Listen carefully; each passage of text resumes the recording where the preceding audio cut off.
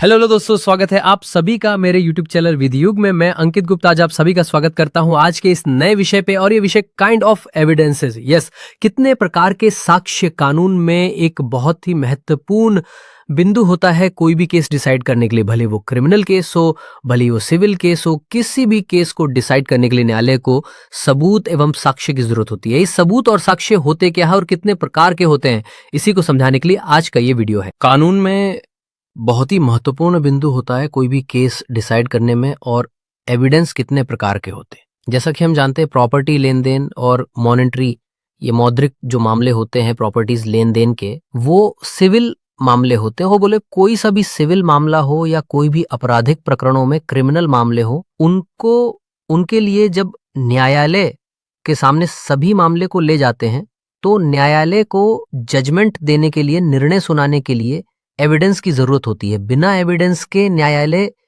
किसी नतीजे पर नहीं पहुंच पाता है।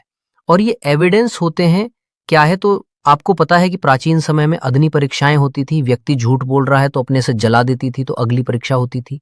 अब अग्नि परीक्षा आज के इस कलयुग में पॉसिबल नहीं है। वर्तमान में न्यायालय जो है वो इंडियन एविडेंस एक्ट, हमारे देश में इसके लिए कानून बनाए जिसका नाम है इंडियन एविडेंस एक्ट। ये भारतीय साक्ष्य अधिनियम 1872, इसके आधार पर हमारे देश में साक्ष्य दिए जाते हैं।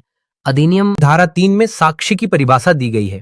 इसी अधिनियम की धारा 3 में साक्ष्य में बताया गया है कि यह मौखिक और लिखित दोनों हो सकते हैं। यह न्यायालय में कथन करके मौखिक रूप से भी साक्ष्य ले जा सकते हैं। और न्यायालय में आप दस्तावेज जैसे रसीद, रजिस्ट्री, कोई भी दस्तावेज, कोई कागज, चेक, सबूत, ऐसे करके आप डॉक्यूमेंट्री एविडेंस भी दे सकते हैं। तो इंडियन एविडेंस एक्ट के तहत की डॉक्यूमेंट्री दो प्रकार के साथ हुआ है। लेकिन यदि हम और डेप्थ में जाएं तो हमें साक्ष्यों के अनेक प्रकार देखने को मिलते हैं, जैसे कि साइंटिफिक एविडेंस। इसके अलावा कुछ भौतिक वस्तुएं भी साक्ष्य होती हैं, जैसे घटना में प्रयुक्त किया गया चाकू या घटना में प्रयुक्त किया गया रिवॉल्वर। व्यक्ति के ऊपर यह आरोप है कि उसने किसी व्यक्ति की चाकू मारकर हत्या की या व्यक्ति को चाकू मारकर घायल किया, तो यदि चाकू न्यायालय के सामने लाया गया तो वह भौतिकी साक्ष्य होगा। कई साक्ष्य परिस्थिति जन्य होते हैं, क्योंकि व्यक्ति झूठ बोल सकता है लेकिन परिस्थितियां झूठ नहीं बोलती हैं। तो परिस्थिति जन्य साक्ष्य कई बार जो ऐसा कोई हत्या होती है जिसमें कोई आई विटनेस ने, यदि किसी व्यक्ति को मारते हुए किसी ने नहीं देखा है, लेकिन अगर शव को छुपाते हुए किसी ने देख लिया है तो परिस्थिति जन्य साक्ष्य कहलाएगा। पुरानी रंजिश के कारण हत्या हुए हैं, पर ऐसी कई साक्ष्य है। जिस कॉलोनी में एक व्यक्ति की हत्या हुई और हत्या के उसी दिन से एक व्यक्ति उस कॉलोनी से फरार हो गया, तो ये परिस्थितियां शो कर रही हैं कि कहीं ना कहीं इस हत्या में इस व्यक्ति का कनेक्शन है। तो कई बार परिस्थितियां भी, परिस्थिति जन्य साक्ष्य भी बहुत ही महत्वपूर्ण होते हैं। अब हम समझते हैं, सबसे पहले डायरेक्ट एविडेंस को समझते हैं। डायरेक्ट एविडेंस क्या होता है? प्रत्यक्ष साक्ष्य, यानी जिसने घटना को अपनी आंखों से देखा, कानों से सुना या खुद अनुभव किया हो, वो जब अदालत में आकर गवाही देता है उसे डायरेक्ट एविडेंस कहते हैं। इसे कहते हैं आंखों देखा हाल या कानों सुना सच। उदाहरण से समझिए। पहला उदाहरण मर्डर केस का। रमेश ने सड़क पर श्याम को गोली मारते देखा। अब रमेश अदालत में आकर कहता है, मैंने अपनी आंखों से देखा कि रमेश ने श्याम को गोली मारी। यह डायरेक्ट एविडेंस है, क्योंकि रमेश ने खुद अपनी आंखों से देखा। दूसरा उदाहरण चोरी का केस।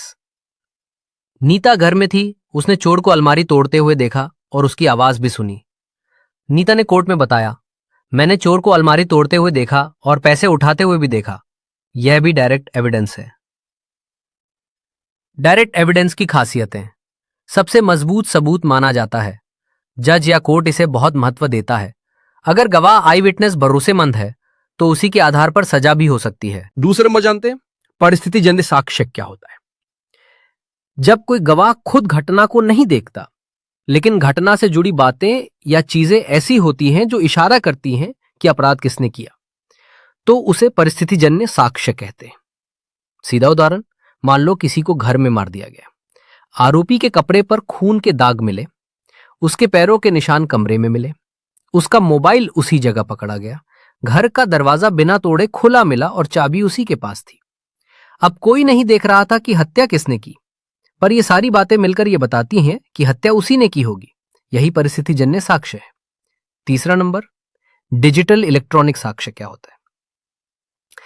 डिजिटल साक्ष्य, डिजिटल एविडेंस, यानी ऐसा सबूत जो किसी इलेक्ट्रॉनिक डिवाइस में मौजूद हो, जैसे कि mobile phone, computer, CCTV camera, email, social media message, online transaction data, audio video recording. अब आसान भाषा में समझो, मान लो किसी ने किसी को धमकी दी, लेकिन सामने से कोई गवाह नहीं है, पर अगर मोबाइल में धमकी भरा मैसेज मिला, फोन रिकॉर्डिंग है, व्हाट्सएप चैट है, कैमरे में वीडियो है, तो ये सारे डिजिटल सबूत कहलाते हैं। उदाहरण, हत्या से पहले आरोपी की गूगल सर्च हिस्ट्री कैसे जहर दिया जाता है। सीसीटीवी फुटेज में दिख रहा है आरोपी घटना के समय मौके पर था। ऑनलाइन बैंक ट्रांजैक्शन से पता चला रिश्वत दी गई थी। व्हाट्सएप चैट से साबित हुआ पीड़िता को लगातार धमकी मिल रही थी। इसके लिए कुछ बातें ध्यान रखनी होगी। कानून में स्थिति, भारतीय साक्ष्य अधिनियम की धारा 65B के अनुसार डिजिटल सबूत को कोर्ट में स्वीकार करने के लिए उसका सर्टिफिकेट, 65B सर्टिफिकेट जरूरी होता है। मतलब अगर कोई इलेक्ट्रॉनिक सबूत है तो उसका एक प्रमाण पत्र, सर्टिफिकेट बनाकर देना होता है जो बताए कि ये सबूत सच और बिना छेड़छाड़ के है। इसमें सुप्रीम कोर्ट का फैसला अनवर पीवी वर्सेस पीके बशीर 2014 कोर्ट में कोई भी डिजिटल सबूत तभी माना जाएगा जब उसके साथ धारा 65B के अनुसार प्रमाण पत्र दिया जाए। चौथा नंबर, डॉक्यूमेंट्री एविडेंस, दस्तावेजी साक्ष्य का चिन्ह मतलब जो भी कागज, रिकॉर्ड या दस्तावेज अदालत में बतौर सबूत पेश किए जाते हैं।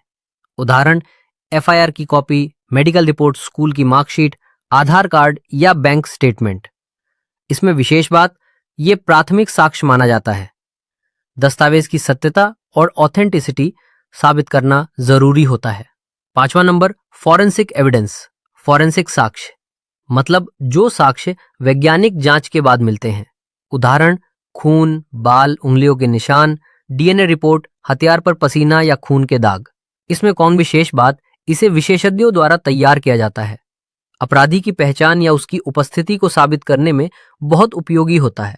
छठवां नंबर, फिजिकल एविडेंस, भौतिक साक्ष्य मतलब जो वस्तुएं या चीजें अपराध से जुड़ी हुई हों।